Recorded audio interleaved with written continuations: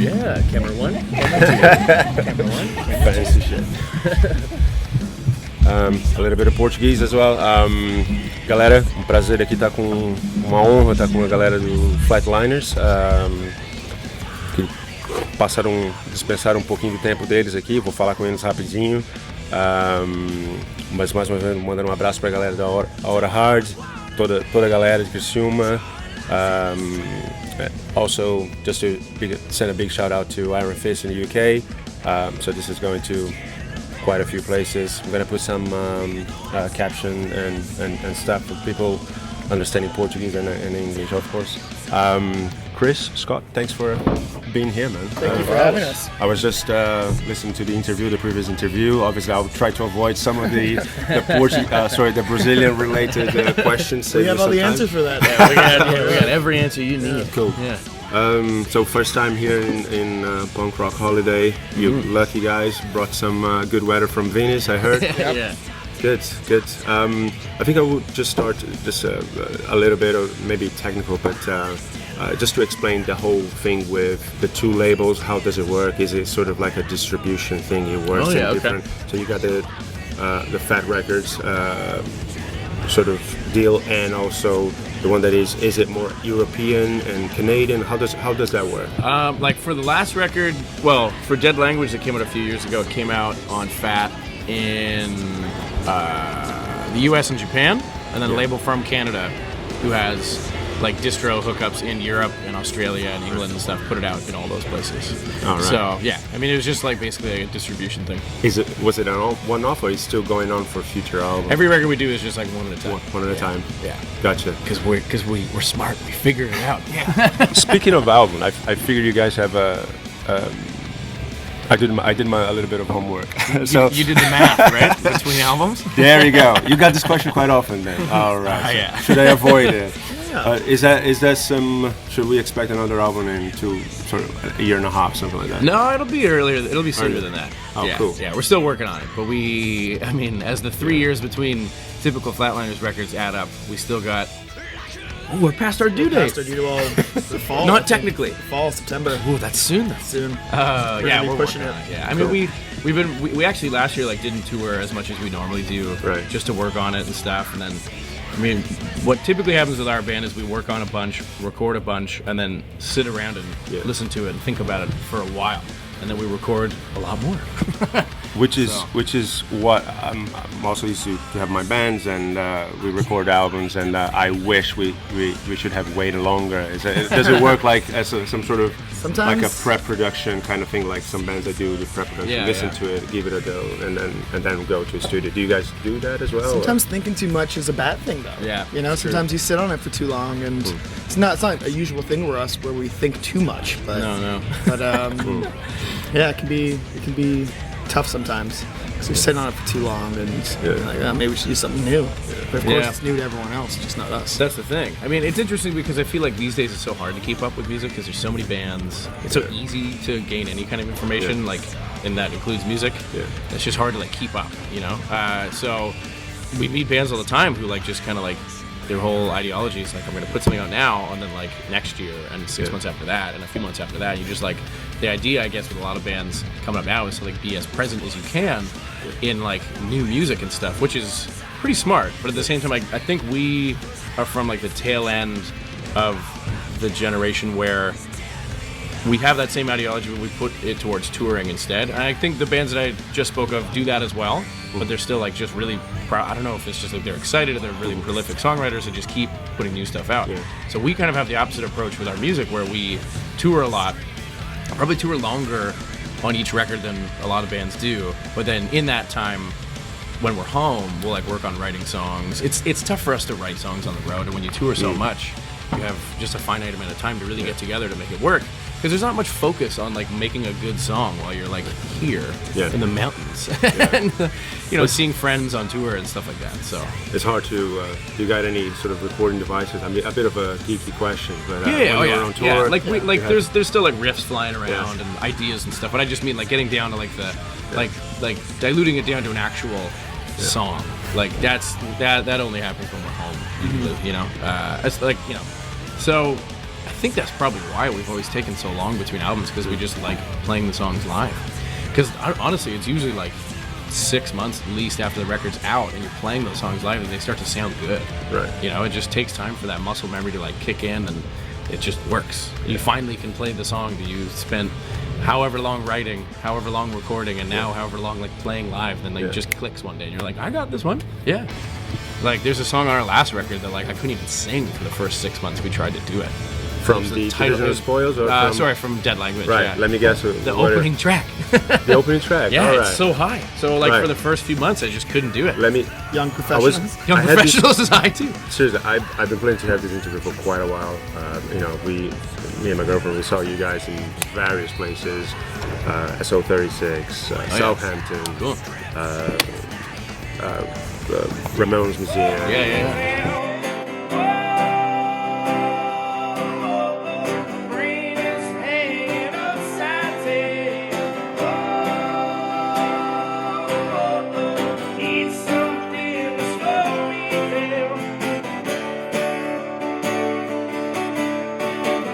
And I finally got to listen to. I don't know if you remember, man. The last time you guys were in Southampton, and you play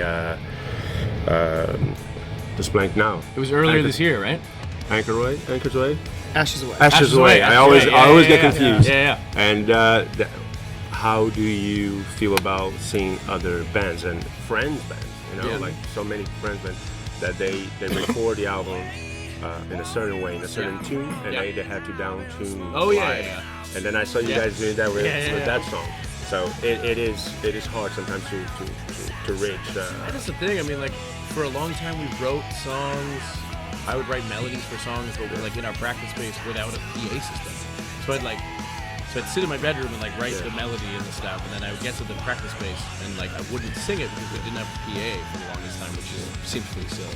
and then when it got time to recording it, I would go to the vocal booth and be like, holy shit, this is high. You know, like and then you gotta think too, like it's weird being a singer in a band because every day you wake up and you're like, okay, I got it today. Oh, sometimes you don't have it though. Yeah. And it's like if you're in a punk band and you tour fucking like typically like 7-8 months out of the year, and you're yelling and you also like to talk to people and drink and all these things, like you're not always gonna be at least feeling 100%. But it's something that you have to take. It's taken me time to just kind of accept. Like if I got a rough day on tour, I got a rough day on tour. There's been tours I've been like sick and I have no voice the whole time. It sucks. Right. Yeah, it sucks. Like, Thank it's not God fun. those guitars can tune down. They got those tuning pegs on them. So we how does it work? Is so it like we the next day you look at Scott and the other guys and go, okay, you need to jump in the guitar. Yeah, no, we have it figured out for the most part. Yeah, we kind of figured like there was a reason we weren't playing certain songs off that record for a while because it was just tough. Like we could try to do it, but then I could try to fucking hit that really high note I wrote without thinking about it. Yeah. And sometimes it would be good, sometimes it wouldn't be good. Yeah. So this is just a way of ensuring that it's good. Which a little. Just short moment. I'm a massive fan of the band. That explains. Oh yeah. And I'm not gonna even spend. If I start talking about that for hours and hours. But let me actually give some really good credit for you guys on Division of Spoils, which I'm not a massive fan. You know, like you have your preconceptions when you receive some sort of format of an album. Yeah. And I heard about the B-side of like. Yeah. But it's a great album. I mean, the new albums, I think that the new songs on the album is like incredible. And I was like, I wonder where did that come from? Those songs, was it like the offtakes from that language, or were they actually written for the B-side? No, they were offshoots from Dead Language for sure. Really? Yeah. And it's always the toughest part, man. When, we're trying to pick out songs to make the final cut of the record. Because we always record too many. We did 20 songs for Dead Language. Yeah. So. and everyone. The 7 inches. Yeah, exactly. Split with Aspire. That was great. But everyone has their favorites. It's really tough to get it down to maybe 12 songs or whatever. But specific question about that album, which really intrigues me. My girlfriend, every time we listen to it, I always go, it's different. Fireball. Is it a different take? Is it a different recording? Because it sounds different. The drums sound different. We didn't do that for for Dead Language. That we just that originally came out on the Tony Sly. Yeah, I mean the question compared to the Tony Sly tribute album, this one sounds for me. I don't know. It's just my ear. It sounds different. Maybe we got it all mastered together, so maybe. Yeah, because we had so many drums sound recordings higher. from so many different studios and so many different like points in time. Yeah. You just put them all together, and you get one person like master them all to try to make them sound as much the I same as they can. personally prefer one? the Division Spoils. Oh, really? Yeah.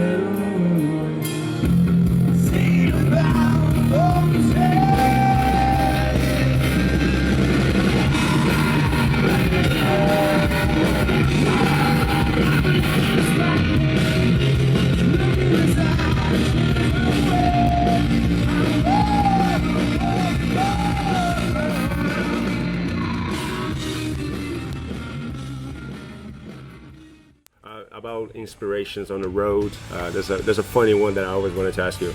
Birds of England. Is that some sort of girl reference? No, it's not. No, I thought long and hard about like making that the lyric because I figured a lot of people would think that, you know, because obviously in England, like that's the term or phrase. No, it was just like there was this one tour we did. So for so long, I loved being on tour and stuff, and this is still years ago. And then at one point, I kind of realized like I like touring, but I also like being home. Yeah. And then, kind of almost just as quickly as I realized that, I kind of had like a lot of things in my life change, which basically forced the creation of Dead Language, the entire record. And then I realized that I never wanted to be home anymore, and all I ever wanted to do is tour. And I was lucky to have the band and all this stuff. I just had this realization, which was great. Yeah. Right. And then we did this tour in England with the Arteries and OK Pilot, good old friends of ours, two amazing bands. And it was just like the best tour I'd ever been on in my life. Like it was so good. And I think it was at a point where I needed something like that. So that tour, every single day I saw, like, I probably see birds every single other day on tour too, but I just realized it for some reason. And I just felt like it meant something. Cool. You know what I mean? Yeah. Speaking of the UK, and as this is going also to internet, it goes everywhere anyways, but if you could just explain, like, people, you know, how you got the people getting the fans getting quite upset when you don't tour in a specific place. Why you didn't tour the East Coast in America, or why you didn't come to the UK. Specifically with the UK, I'm guessing it's some sort of logistics kind of thing that it makes it easier to do it only the UK, or sometimes not to do the UK, or how does that work for you guys? Or is it basic? On this current tour, we were just in the UK earlier this year in the spring, so we figured we'd get it out of the way then before Brexit, which worked pretty well. So, by the way, how are you guys feeling about? I was going to ask you that actually, because I remember you saying about how you feeling.